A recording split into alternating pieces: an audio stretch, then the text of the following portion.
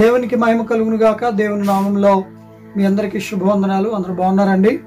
ఈ ఉదయకాలము కొన్ని అనివార్య కారణాల వల్ల ఆలస్యంగా మీకు ఈ వాక్యాన్ని పంపించడం జరుగుతుంది. దేవుడు ఈరోజు మనకిచ్చిన వాక్యమును చదువుకుందాం.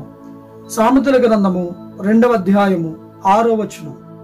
యెహోవాయే జ్ఞానమిచ్చువాడు, తెలివియు వివేచనయు ఆయన నోట నుండి వచ్చును.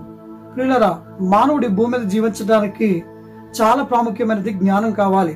జ్ఞానం లేకపోతే ఈ బ్రతకడం అనేది చాలా కష్టం.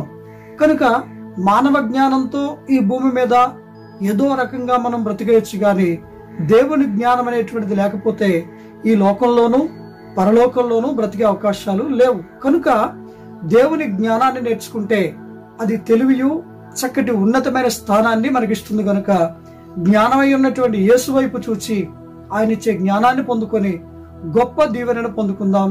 దేవుడు అట్టి దీవెన మనందరికీ సమృద్ధిగా దయచేయను గాక. ఆమేన్.